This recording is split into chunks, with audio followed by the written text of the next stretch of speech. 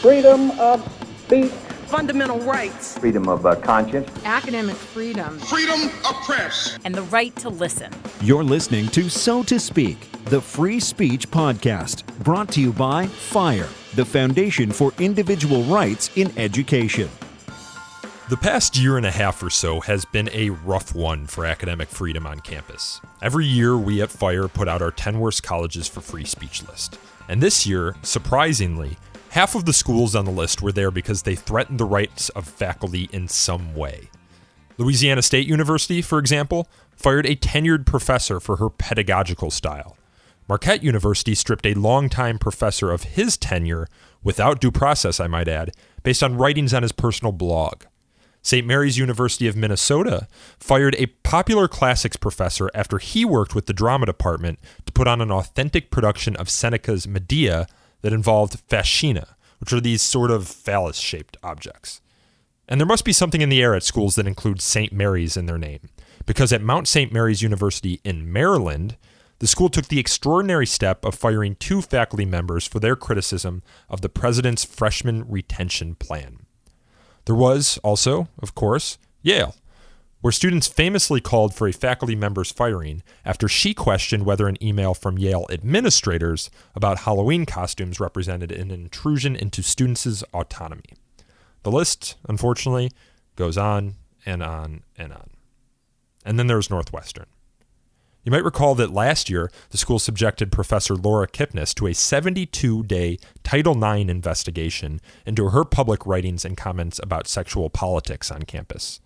What might be lesser known, however, is that around the same time that Kipnis's inquisition was occurring, something equally pernicious was happening that also threatened academic freedom at Northwestern.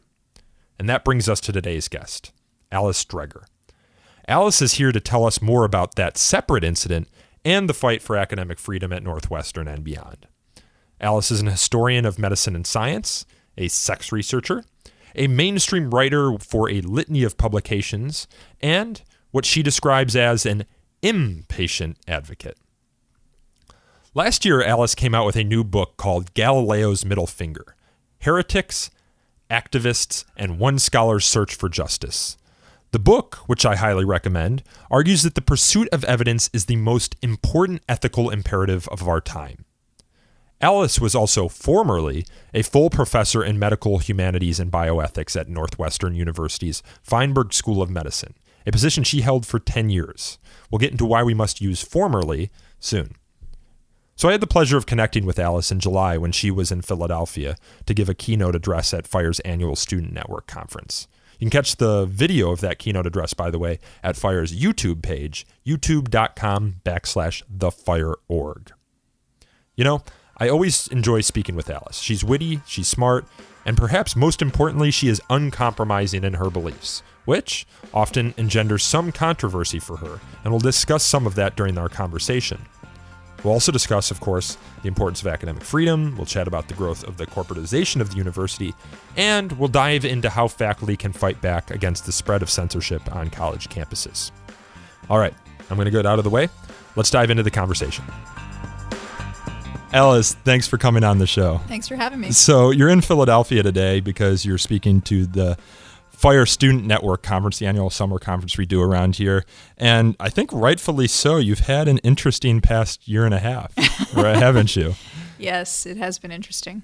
Yeah. Which parts of it do you want to talk about? Well, I've got a bunch of papers in front of me detailing all of the interestingness, and also a book that plays almost into everything that's happened to you over the past year and a half. But let's start with, you read your bio. I introduced your bio here at the beginning. We talk about how you were formerly a professor at Northwestern University's Feinberg. You say worst? Freudian slip. Northwestern University's Feinberg School of Medicine. Why the former? Yeah, so when this book, which is about academic freedom, Galileo's Middle Finger, was coming out, just as I was doing the final lawyering and the page proofing, we also had coming out in my program a journal that we used to publish every year, and it was a journal called Atrium, and it was, I called it a topist journal. It had little short essays on a particular theme. Every issue had a theme. And so I was asked to edit the 2013 issue, and I with my colleagues, decided to do the issue around the topic of bad girls, because I do feminist work and disability studies and sex studies and all that kind of stuff. So we thought this would be a good theme. So we're a medical humanities and bioethics group, so the idea was for people to write proposals based on that idea. And we sent out a call for proposals, as we always did. We got about 35 proposals back. Out of that, I could choose about 13.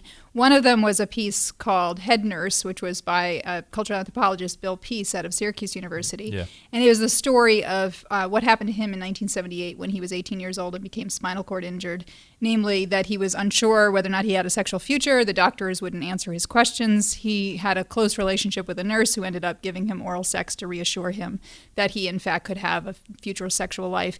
He tells the story in a way that is, to my mind, non-pornographic, is a story about the history of disability, history of sexuality. To me, it was like, a little startling as a story, but totally believable, legitimate. We know this history existed.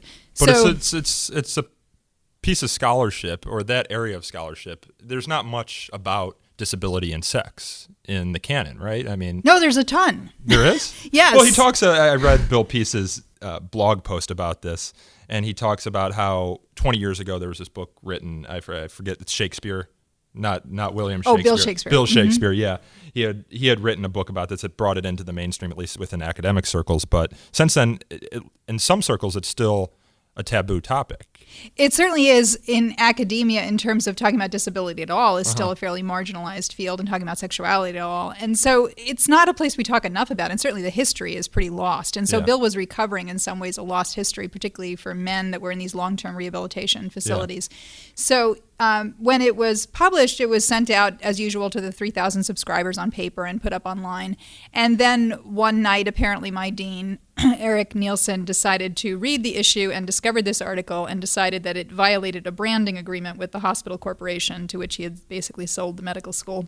That's Northwestern University Medicine or Northwestern Medicine? Northwestern Memorial Hospital. Okay. And the merger of the two created this entity called Northwestern Medicine. Yeah. And so I was told it was being taken offline. I should shut up and not say anything about it, which was awkward because I had this book coming out about academic freedom. But I tried to fix it internally with my colleagues for about 15 months. One of my colleagues resigned over it, Christy Kirshner, who's a physician who does disability studies, resigned over the censorship. And Bill and I finally said, we're going to talk publicly about it. They said, okay, put it back. But we talked publicly about it anyway because we thought it was so kind of ironic that he was talking about the censorship of people with disabilities in terms of their sexuality, the silencing of it, the suppression of it, and what happened, but the same thing all over again. Yeah. And they asked you to take down just that one article, right? But you were like, no, I'm going to take down the entire thing if you're going to ask us to take down. Well, my colleague, Katie Watson, who's a lawyer and who also is the main editor for the journal, made the decision to take down all of the issues at once. But she didn't say why, which I felt like was in some ways a good decision because it was kind of a solidarity. But if you don't say why, then nobody knows what's going on. So all of the issues simply disappeared, which was, to my mind, quite problematic. Much more disturbingly, Nielsen decided to create what he called a new editorial committee, which was a committee consisting of the PR department and the dean's office to tell us what we were and were not allowed to publish in the journal from then on, which none of us could take because we're like, you can't tell us what we can and can't publish. So my department decided to try to look for money elsewhere to publish the magazine/journal. They're not currently doing that. And I went to the provost's office and tried to get an assurance that they understood this was censorship and that to assure me it would not occur again, to withdraw the editorial committee that we called the censorship committee. And our provost, Dan Lidzer, would not do that. So I ended up resigning quite publicly. Were you working with Katie and Christy throughout this entire process to try and figure out a resolution? I mean, what was your guys' thought process about this? Had you ever encountered something like this before within I think we were all pretty stunned that they would actually cite a branding agreement as a reason to suppress scholarship. So we had not encountered that sort of bald-faced branding stuff before, but it was really stressful. So all of us were on non-tenured lines, and I can explain what that was if you're interested, but many people work within academia now without tenure lines. I have economic security because of my writing and speaking, but also because I'm married to somebody with a stable income. And Christy is a physician, so she doesn't have to worry too much about her income. But Katie is a part-time person at the medical school, does have to worry about her income. So it's a very stressful situation to find yourself in, having pissed off the dean. So it was, we did talk to each other, but I will say it was a very stressful 18 months. Yeah, what did your colleagues think? Did they know this was happening? Well, when it Not the ones occurred, working at the atrium, of course, who Yeah, of course knew about it. My but internal colleagues knew about it. I started talking to more and more colleagues about it because it was quite disturbing trying to get their advice about it. I talked to Jeff Snowden at University of Chicago, for example, talked to you guys. I mean, it really was a question, what should we do about it in terms of how do we make sure that people understand this is probably not a singular instance. If this is happening to somebody like me, odds are it's happening to other people as well. I just happen to be somebody with the resources and the big mouth to say something about it. Yeah. But I think it's fair to say it's probably happening all over the place. Yeah, well, we went public with it, at least on our end, in May of last year. Right. What was the response from the university to you and just publicly? They didn't say anything to me because what are they going to do? Because they know anything they say to me, I'll use it. And the story got picked up everywhere. It did. Well, that's partly because, as I described in Gallia's middle finger, I know how to do media relations. And this is one of the things I said to them, right? So when I went in originally to the dean's office and I said, don't do this, like undo the censorship, don't censor us, I said to them, have you Googled me? Like, do you know who you're talking to here? Like, I'm not a minor character in academic freedom. I'm not somebody who rolls over and plays dead when people do something that I think is stupid. And they just kept saying to me in this very Orwellian fashion, congratulations on your forthcoming book. That's all they would say. Wow. It's kind of crazy making. The funny thing about a lot of censors, and we talk about this during the podcast a lot, is they don't realize that it's going to backfire. And you're going to get this Streisand effect. And the thing that you didn't want people to see, more people are going to see now as a result. I'm sure Bill Peace's article is probably one of the most read articles ever published by the Atrium. Easily. It far outsurpasses every other article. I've been told that. And it's been read by tens of thousands more people than it would have been read by if this had not happened. And so in a way, that's really great. But it should not have come to this, obviously. Yeah. So where is the Atrium now? Is it still being published? No, it's not currently being published, and I don't know if my colleagues have plans to do so.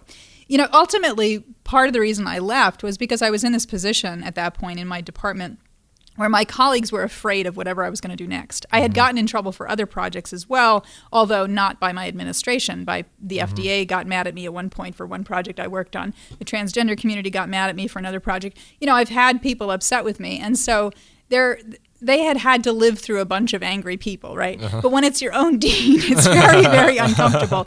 So my choice was either to give up the kinds of work that I do, which is kind of hard-hitting engagement work, or, live with the fact that I was making my colleagues constantly scared and uncomfortable. And I love them. I didn't want to do that to them. Yeah. Well, you're also someone who's always stood on your principles. I went to one of your speeches earlier this year, and you talked about how, I don't recall the specifics, but you resigned from some board on principle. I forget what board it was where there was disagreement. So you're not afraid to leave if the environment isn't conducive to you. I do try to stick things out and work with people as much as possible. But you spent 14 months trying to do this before you went public. 14 months before we went public, and then 18 months before I resigned. I mean, I really do try to fix the systems within the inside. But there's some places where you just can't do that, where the people in power are people who can't kind of see the light. And then at that point, you have to make the decision: are you contributing to something that you really kind of makes you sick to your stomach? And if you can afford to leave, do you leave? Yeah. Well, this Northwestern was in the headlines for more than just your situation with the Atrium last year. Also, Laura Kipnis. Are you friends with Laura Kipnis? Were you talking with her after this happened? We didn't know each other before this. And when the stuff started to happen to her, I was in New York and she lives in New York. And so I told her, I think we should get together and talk about what's going on, because something's happening with me that I think is reflective of what's happening with you.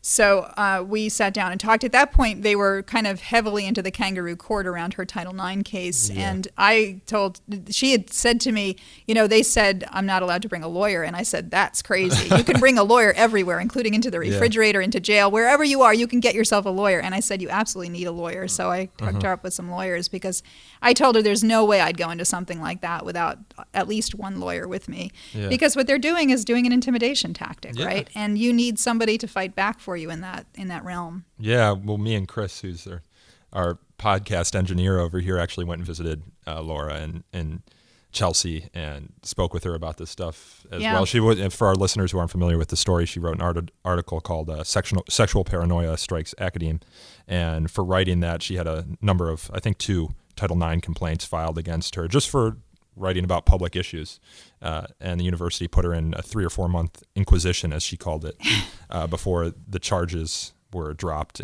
or the investigation was dropped. That is, conveniently, the investigation was dropped the day that she published her story about the Inquisition in the Chronicle of Higher Education. Yeah. So there's something going on at Northwestern. We put them on our 10 worst schools for free speech list. Which I enjoyed. And I'm not sure they're going to be off of it in 2017 until we get an apology. Oh, at least you guys get apologies. News. Well, I can't commit to it yet, but that's good news. Those were definitely two of the most egregious stories that we saw happening. Well, Northwestern is a big brand place. It's a place where they don't want a situation where faculty at all make them look bad. So they do what they can to make sure the faculty stay in line. Yeah, we recently had a case with them involving students. They didn't want to approve a student group. They thought the student group was redundant when it really wasn't. They eventually relented on that, so that might win them a couple brownie points, but they've got a long way to go to make up for what was an awful 2014 and 2015. It's really sad because when I went to Northwestern, which was 10 years earlier from when I resigned, so I was there for a decade, we had an extraordinary administration, president and provost, who were big advocates for academic freedom. And you say that in your resignation letter. Absolutely. It was such a different place. In fact, we had a Holocaust denier on faculty who's an electrical engineer, appropriately named Butts. And every now and then Professor Butts would rise up out of the mist and make some claim that the Holocaust didn't happen. And when this would happen, our provost would write to us and he would say, he's wrong, he's an idiot, he's stupid, he's against the facts, and I will defend his right to say what he has to say because that's my job, is to defend you all. Yeah. And I thought, my God, if I work at a place where a Holocaust denier is safe, I feel safe to do the kind of work that I do because it's really important. I mean, I'm not saying that we should promote work that's counterfactual because his work is against the evidence. But that said, to have a provost who's sort of willing to go to the mat for the principle was really great. Yeah. The one thing, I forget who said it, Christopher Hitchens said it, talks about how it's important that you have people making these crazy counterfactual claims because it forces us to re-examine our own beliefs about things we just know to be true. Like if someone says the earth is flat, well, you need to be able to rebut that. How do we know the earth is round? The Holocaust didn't happen. Well, how do we know the Holocaust happened? Let's have this conversation. Yes. Let's remind ourselves why we believe these things so that we don't hold them as dogma or as a prejudice, as John Stuart Mill might say. But all this was happening, of course, when you were writing or doing putting the finishing touches on Galileo's Middle Finger, which is about what happens when politics tries to get in the way of science. So tell us a little bit about that book. Yeah, so the way I got into the book was I had been doing intersex rights work for about 10 years, which is when people are born with bodies that don't fit male or female types. So it's about anatomical differences. And when I thought I was wrapping that up, I ended up doing a history of a controversy in transgender, actually involving a Northwestern researcher, Mike Bailey, who has a habit of getting in trouble. And when I did that history, I thought it was going to be kind of a he said, she said history of Bailey said some offensive things and the transgender activists felt what he said was wrong and that there would be sort of a misunderstanding between them. But what I did find actually was that they had made up charges against him that were career-wrecking charges that the people making them would have known were not true. Things like that he had been doing IRB required, so ethics board required kinds of studies without approval from the ethics board, without oversight from the ethics board, that he had faked data, that he had slept with a research subject when she was his research subject, all these kinds of career-damaging claims. And what I found was that they had actually essentially fabricated it all with the goal of shutting him up because he was putting forth a concept about transgender that was about eroticism, not just about gender identity. And what happened when I published that, which I could have predicted at that point and did predict at that point, they all came after me. And this was in 2007, 2008, when Google's algorithms were easier to manipulate. So they basically rewrote my entire life online and changed who I was and what I believed. I was portrayed as a eugenicist, as somebody who wanted to put intersex people in the gas chambers. I was portrayed as a tool of the Catholic Church, which I found kind of odd since I'm an atheist. It went on and on. It was very unpleasant. There were threats. There were people showing up at my office. And so I became kind of fascinated with this question of what happens when identity politics activists, like the type I had been and still am in many ways, what happens when they go way over the line and try to take down ideas. And the reason the book obviously is called Galileo's Middle Finger is because it sort of takes Galileo as its patron saint, somebody who was challenging an identity politics dogma, namely the Catholic Church's identity politics, trying to do so with evidence and getting in huge trouble because of it. Yeah, and that title is amazing, by the way, because if anyone's familiar with the story of Galileo, it tells you everything you need to know in in 3 words. It does. It does. I was really glad when Penguin was willing to use it and when they sent me the cover of the book, I did really laugh. Although they've now changed the cover of the book for the paperback because apparently some people complained that they thought it was a book about Galileo, which it isn't. It's a book about today.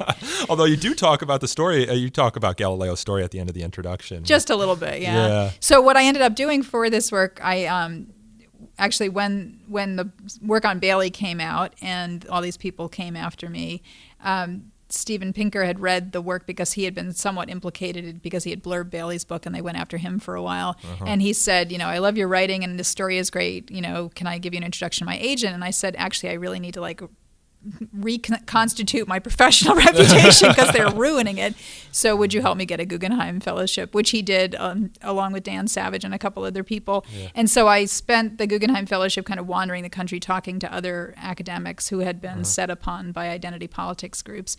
And, the typical image would be that these are right-wing academics being set upon by left-wing. No, these are all progressive for the most part. These academics are all typical academics. They're left of center. But the crime that they've committed is saying something that offends some identity politics group. Yeah, or some dogma that they hold near and dear. This controversy is an ending, I guess. You come out with your book, you get the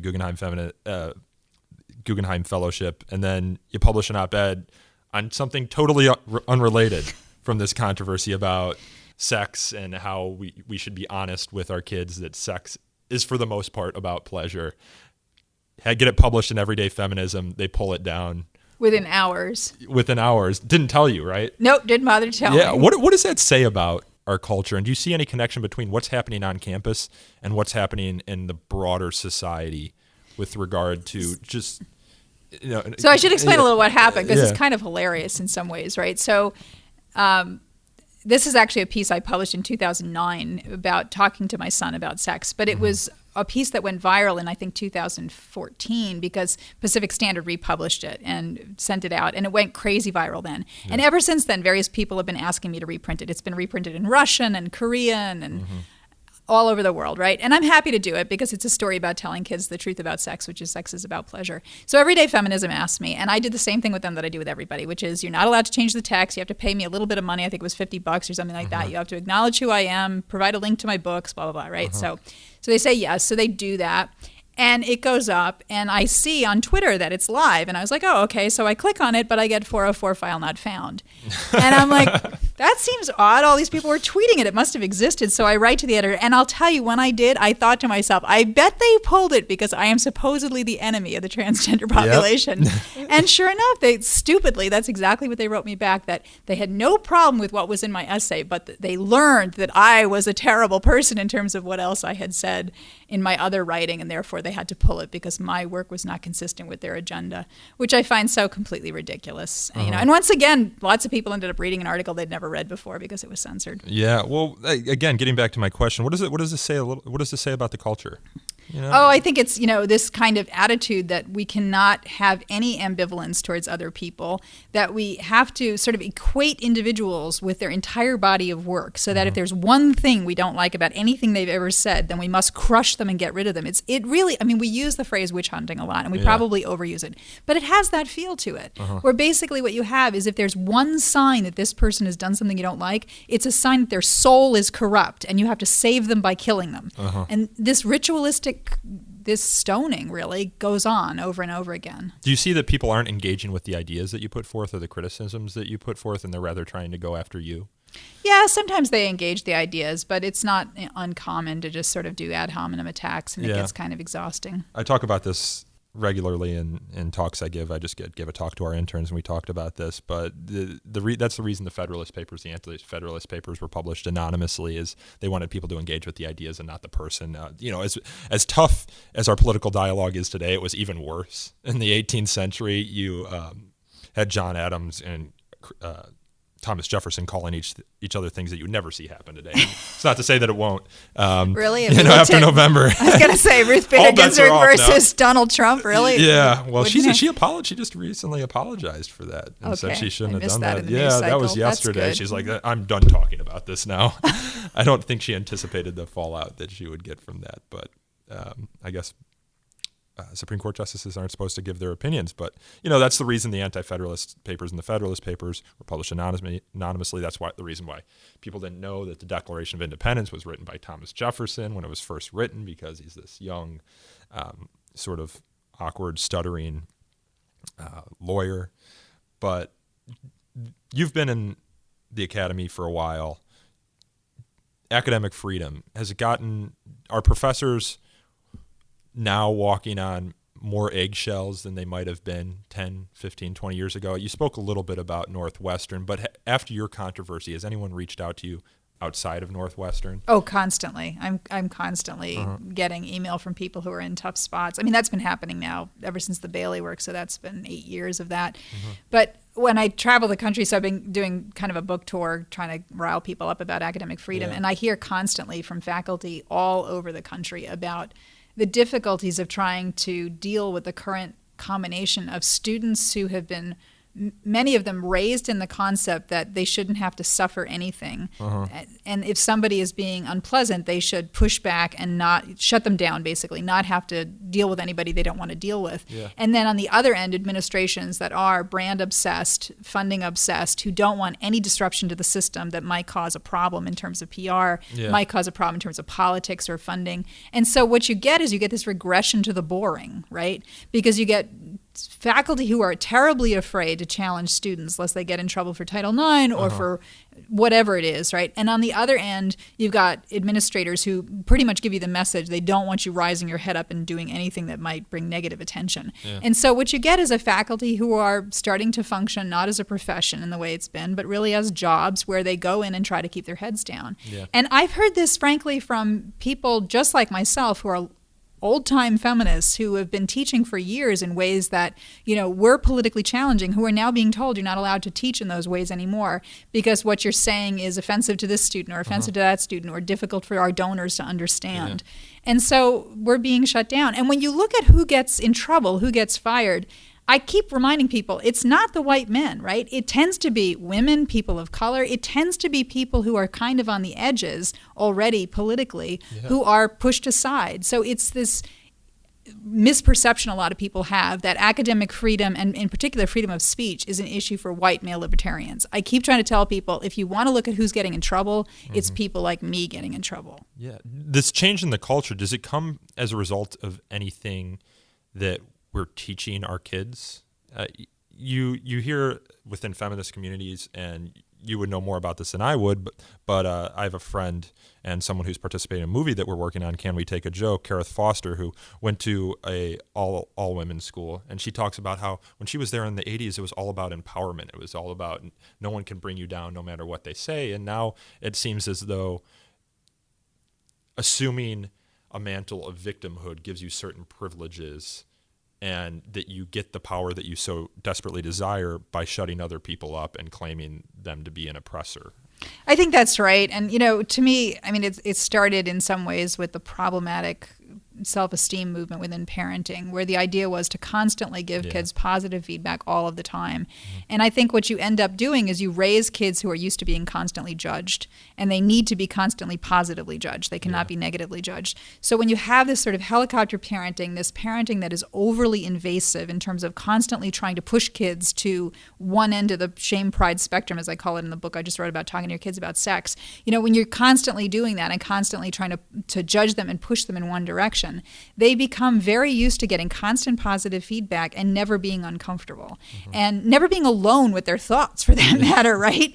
So it is a real problem because you have students who feel when a professor challenges them or gives them a bad grade, it's some sort of personal judgment on them, and they feel offended and they fight back through the systems that they have. And a lot of times they are very empowered now to do that. I mean, empowerment was a good thing. Party, that is, and empowerment was a good thing, but there is a dark side to empowerment, which is when the empowered become sort of the masters and end up controlling us. And the faculty I talk to feel very controlled right now. They do not feel liberated. They do not feel free to do what they need to do in their classrooms. Who are Fire's been trying to fight back against this for quite some time now, but who are the people that you look to in the fight against this trend? Well, you guys certainly, I can't tell you how many people I refer to Fire when they tell me about the problems that they're facing. But one of the things I'm frustrated with is the AAUP tries to take on a lot of these issues. The Association of American University Professors tries to take on a lot of these issues, but they're only just now starting to come out with really strong statements on academic freedom. And part of what's happened within universities, as I see it, is over the years, administrations rewarded faculty who got grants and published and did their teaching, but did not reward governmental service within university systems. And as a consequence, the best and the brightest ended up pushing off academic governance onto the slow, old, retiring professors. And little by little, the university systems were taken over by the administration. So the right to say what the policies would be, to make decisions with regard to what oversight boards would exist, et cetera, et cetera. Yeah. The faculty used to have control over a lot of that, and now the administrations do. And so it's very difficult for the faculty to be empowered in any meaningful way and to be able to fight back against this stuff because they simply have given up on academic governance. Yeah. So we have to take back academic governance, and that's going to be hard work because it's not going to be rewarded. University administrators don't want smart people doing academic governance. They don't want tough people doing academic governance. They want easy people. Well, so FIRE last year, and you're friends with Jeff Stone. We got behind his Chicago statement, which is a great statement on principles of free speech and academic freedom at the universities, and we tried to encourage a lot of universities to adopt these principles as sort of a guiding value by which, when a controversy arises, they can look to that value and sort of chart a path forward. And we saw that a lot of university senates were adopting or trying to adopt a resolution similar to the Chicago statement. Often they adjust the first couple of paragraphs to make it relevant to their university, but you'd get an administration that would say, nope, we're not going to put any teeth to this. This isn't going to be enforceable. And so you see these faculty senates that don't have any strength to do anything in the way that you describe, and it's sad. And I think academic freedom suffers as a result of it. It does. I push the Chicago principles all the time and try to get people to specifically work to adopt it. And I'm hearing the same thing, which is we're trying to do this, but we're being told it's not going to have any meaning to it. Yeah. And what we've had. Academia 100 years ago, it was very common for deans and university presidents and provosts to have come up through the ranks. They were people who were faculty. They might move university to university, but they were academics. But today what we find is particularly university presidents often are people brought in from outside of academia who have business-oriented mentalities, who are basically judged according to the business model, right? Are you bringing in enough money? Yeah. Are we in the black? And does our brand have a solid kind of concept behind it? That's how they're being judged. And so that's part of the problem, is that the administration is not us. They're not our people. We saw that at Mount St. Mary's University. I don't know if you're familiar with that case. Or this year where the president said in a conversation that they needed to put guns to the little bunnies or something like that. That was horrifying. Yeah, well, he came from a private business background and quickly went back to that where background. Apparently it's okay to shoot people. I don't know. He was talking about it in the context of weeding out low-performing freshman students. And then he went after tenured faculty members and right. So it was disturbing what he said, but what was more disturbing was when he went after his critics. Yes. Yeah, when he went after his critics, and they also joined Northwestern University on the Worst Schools for Free Speech list. So for you, I think it comes a lot of this comes back to the corporatization of the university, and Bill Peace, as the fallout to what happened with the atrium, wrote extensively about the corporatization of the university and how it comes there. And I think that's a thread to the conversation that's lost in most of these cases. I agree. No, I talk about the triumvirate, in terms of what's coming after us in academic freedom. And one is stuff on the right, where particularly through large donations and through Republican legislatures, what's happening is the shutting down of programs that people on the right don't like. On the left, the abuse of Title IX and this safe space stuff and trigger warnings to shut down. Disinvitation seasons, yeah. Absolutely. Shutting free speech zones, shutting down any kind of dialogue that is uncomfortable. And then the third one, which is really, I think, pretty nasty, is the corporatization of America. Yeah, and thankfully we have some good advocates on all sides of those issues. I know you're friends with Dan Savage, but many people on the left, Glenn Greenwald, Jonathan Rauch, these are all people that we've interviewed who are just aghast at what's happening. And hopefully the tide will turn here soon. I work every day with reporters and columnists, and it seems that they're on the side of free speech.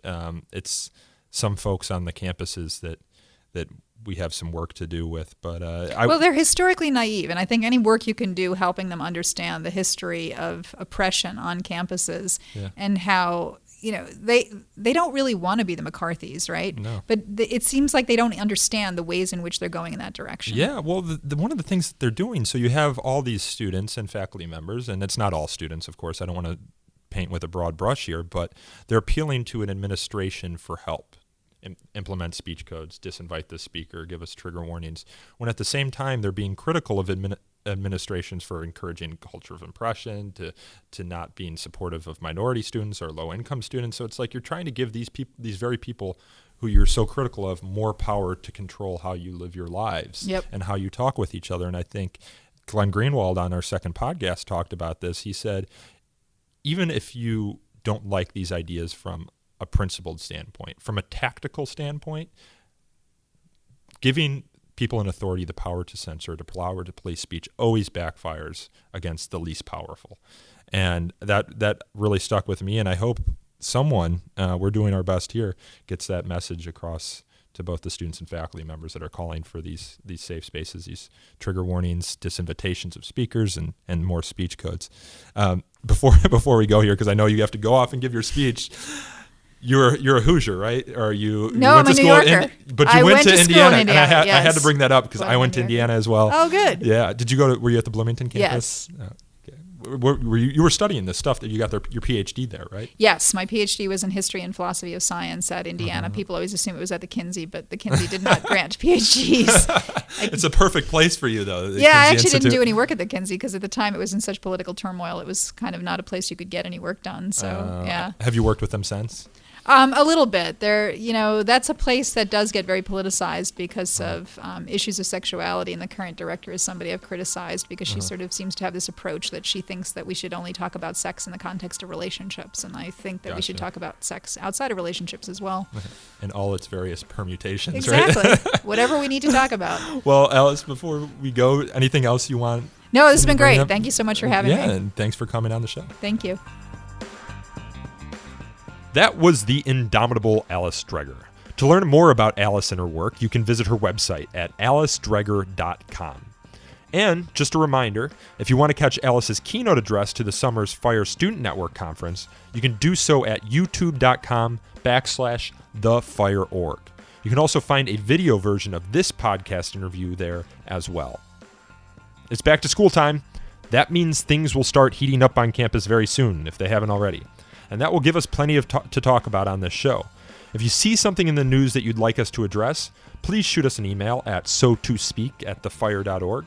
You can also call in questions for a future show at 215-315-0100. We're always open to show ideas, potential topics, things of that nature.